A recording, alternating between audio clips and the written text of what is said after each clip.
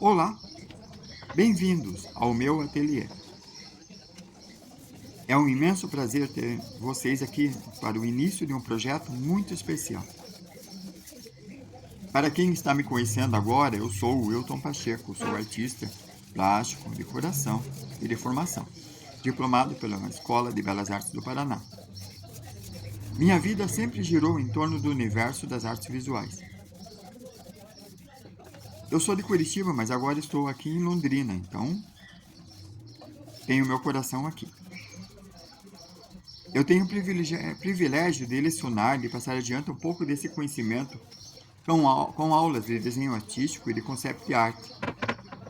Também fiz desenho industrial em Curitiba e aqui eu alio nas minhas aulas, para os que desejam mergulhar nesse mundo. E nas redes sociais, e no TikTok, e no Instagram, e no YouTube, eu também faço algumas aulas. Eu encontro uma outra forma de lecionar compartilhando vídeos, processos e dicas, tentando construir uma comunidade em torno da arte. E é nesse espírito de compartilhar que o processo nasce, esta série. E este projeto é algo que está amadurecendo na minha mente há um bom tempo. Eu vou criar, a partir desse vídeo, uma série de aproximadamente 10 episódios, onde eu vou pintar do zero uma cena que me toca profundamente. O momento em que Jesus ressuscitado apareceu no caminho de Emaús. É uma narrativa carregada de simbolismo. 2 discípulos caminhando desiludido, com a esperança perdida, conversando sobre tudo o que havia acontecido. E então, um terceiro homem se aproxima e começa a caminhar com eles. A genialidade dessa história está justamente no não reconhecimento. Os seus olhos, porém, estavam como que impedidos de reconhecer. Essa frase é um quadro em si mesma. É sobre nossa própria cegueira. Sobre como, às vezes, a resposta à presença divina está no nosso lado e nós, absortos em nossa dor, não conseguimos enxergar. E é essa tensão, esse momento de pré-revelação que eu quero capturar nessa tela.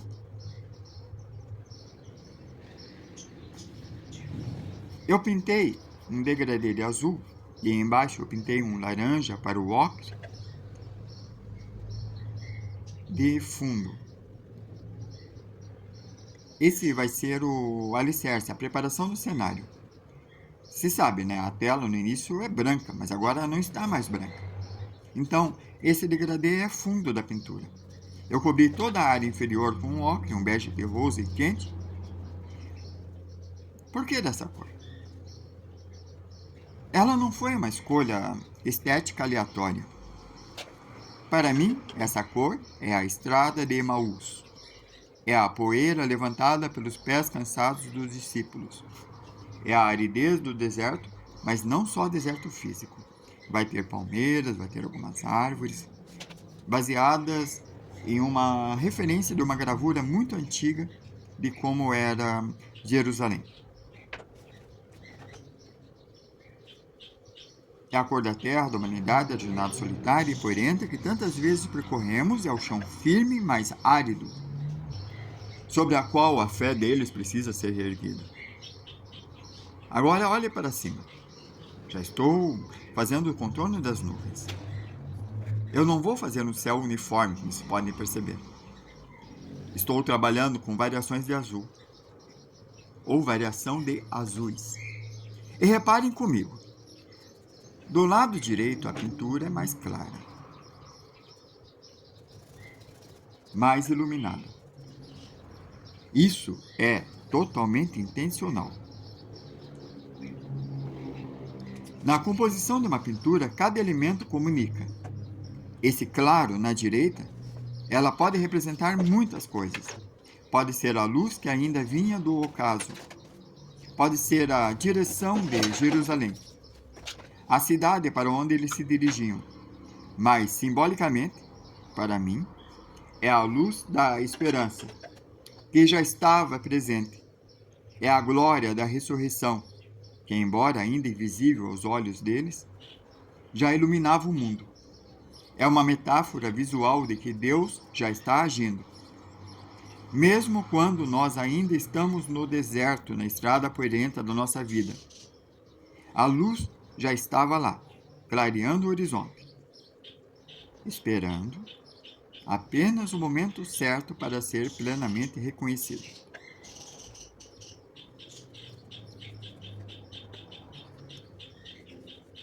É justamente nesse ponto de luz no horizonte que nós começamos a ver os primeiros contornos. Enquanto eu pinto, eu fico pensando nos personagens. Eu tenho ideia de qual tamanho que eu vou colocar eles. Eles não vão ser muito grandes. Provavelmente vai ter o tamanho de 3/4 da altura do quadro. Isso porque o cenário todo tem que construir junto à cena para contar uma história. Esses contornos vão ser leves, quase imperceptíveis no quadro, e vão começar a definir o que será, nos próximos vídeos vão ver melhor, a cidade de Jerusalém. Então, a minha pretensão é colocar a cidade do fundo, no ponto de fuga da composição. É colocar o destino no quadro. É o lugar da onde eles estavam vindo. Mas também é o lugar de onde vinha sua dor e sua confusão.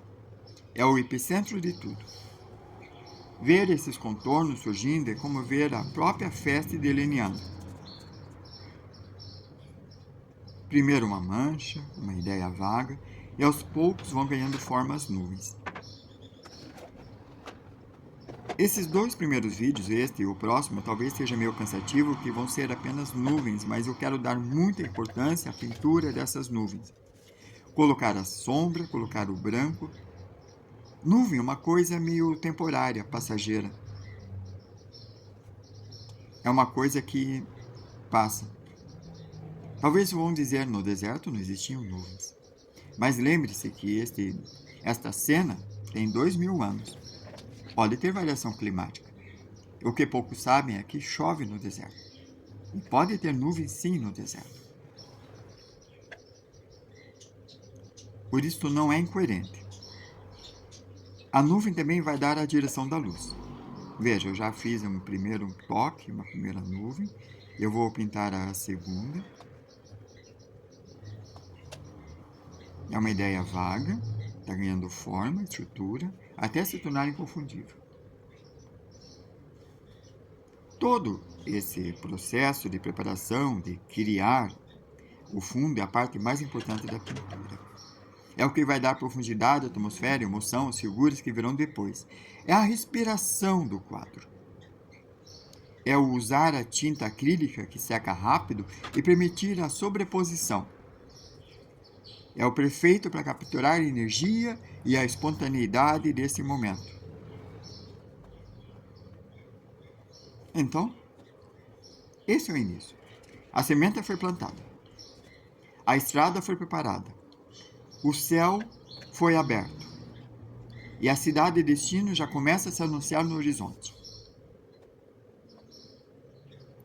Nos próximos episódios, vamos ver essa cena ganhar a vida, cor e personagem.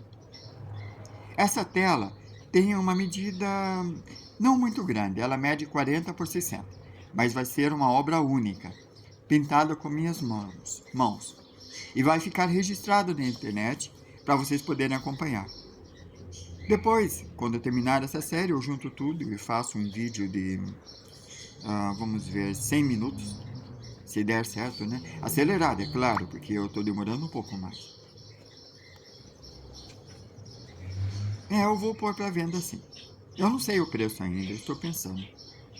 Não vai ser mais do que R$ 1.000, vai ser menos, acredite. Mas mais que a venda, o convite é fazer você uma jornada comigo. Acompanhar os próximos capítulos. Deixar nos comentários o que achou da escolha da cor. O que a cena de Emaú representa para você. Então, até o próximo vídeo, onde daremos mais um passo na estrada. Um grande abraço e fiquem com Deus.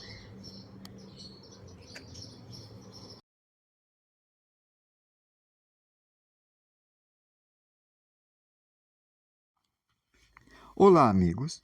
Bem-vindos. Hoje vamos continuar nessa jornada pelo quadro que estou pintando. O caminho de Emaús, onde Jesus ressuscitado caminha com 2 discípulos que ainda não o reconhecem. E para entender o peso desse encontro, o chão de terra que pisam, as montanhas ao fundo e até o ar que respiram, precisamos mergulhar na cidade que eles acabaram de deixar, Jerusalém. Não a Jerusalém apenas sagrada dos Salmos, mas a Jerusalém real do século I. Uma cidade fervilhante, um caldeirão cultural sob o domínio implacável de Roma. Uma cidade onde a fé ancestral dos profetas esbarravam diariamente nas águias de legionários e no mármore do palácio estrangeiro. Só imagina a cena. Você é um peregrino judeu subindo para a Páscoa. Ao longe avista os muros dourados e esplendor do templo. Seu coração enche-se de devoção, mas ao entrar na cidade outras silhuetas cortam o céu.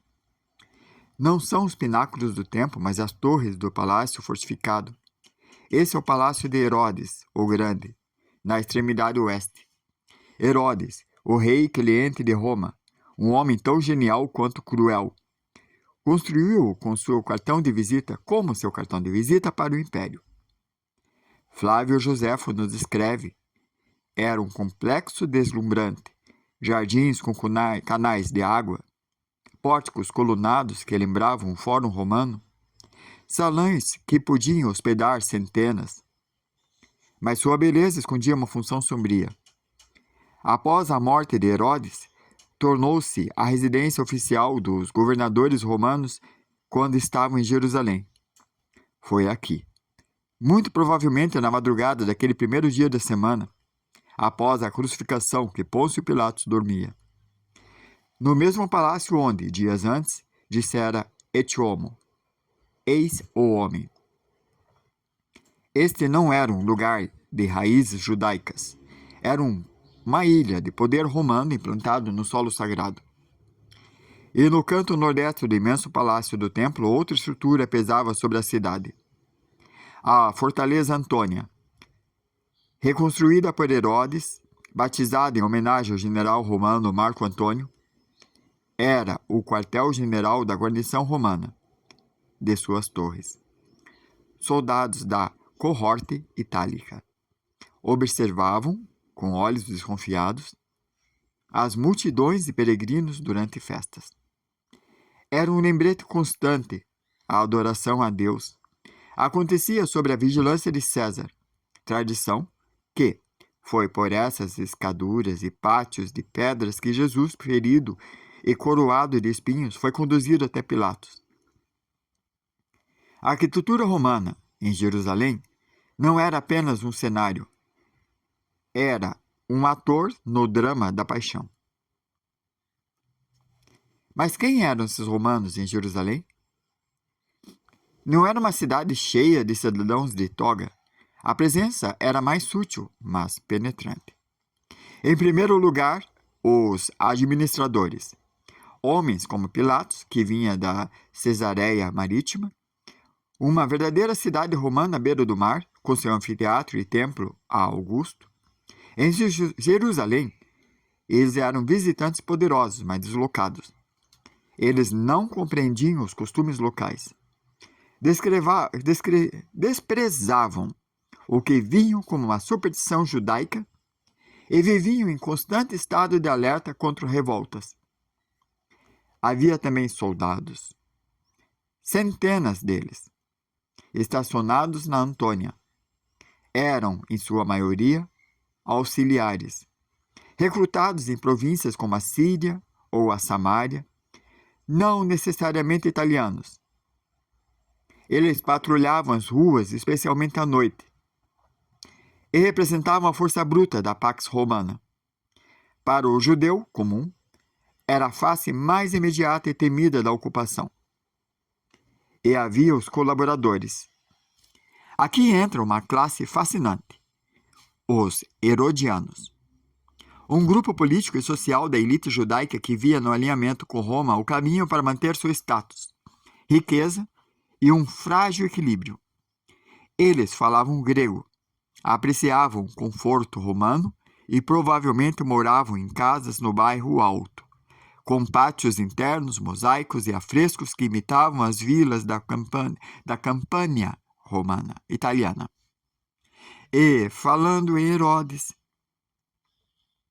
sua própria família era um paradoxo ambulante.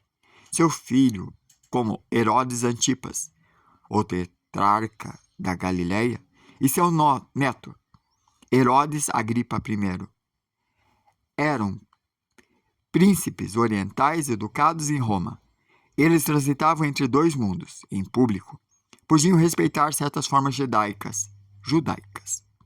Em privado, viviam como nobres romanos, com seus banquetes, sua filosofia estoica e sua lealdade final ao imperador.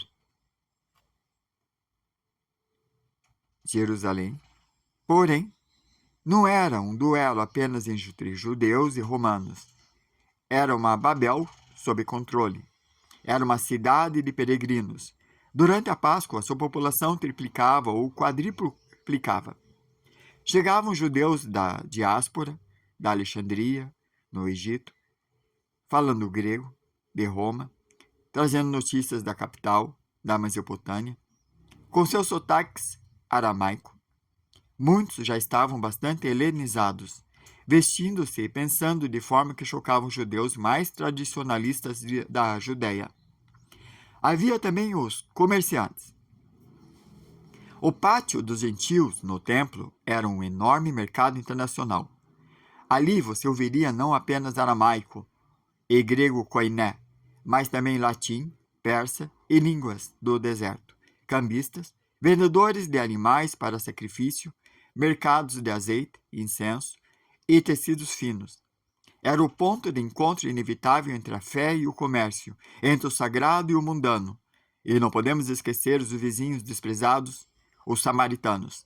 Embora geralmente evitassem Jerusalém, sua presença na região era mais um elemento de tensão religiosa e étnica, um cisma antigo que os romanos, pragmaticamente, também tinham que administrar.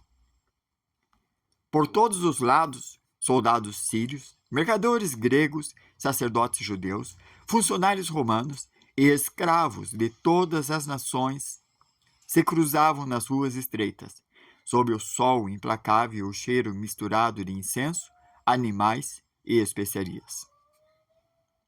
E é dessa Jerusalém, tensa e ruidosa, dividida, recentemente abalada pela execução de um profeta galileu e por rumores perturbadores sobre seu túmulo vazio, que Cleopas e seus companheiros estão saindo no meu quadro.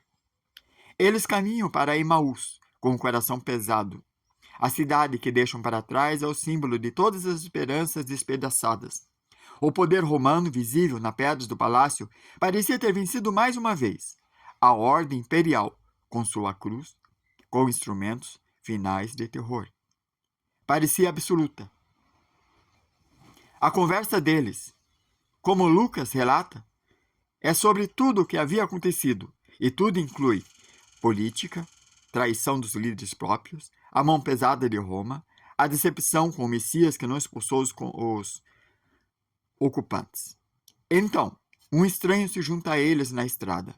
Penso que a beleza do momento está justamente no contraste. Eles vêm da cidade do poder visível, dos palácios, das fortalezas, das legiões, e agora, na estrada poeirenta, na simplicidade de uma viagem a pé, encontram a fonte do poder verdadeiro ressuscitado, mas ainda escondido. A influência romana em Jerusalém era total, onipresente, esmagadora. Mas naquele caminho, algo de novo e irreversível havia começado. Um reino que não era deste mundo, que não precisava de palácios de mármore para se estabelecer, começava a ser revelado no partir do pão, em uma casa humilde, longe das águias e das torres da vigia. Era o início de um caminho que lentamente mudaria a própria Roma.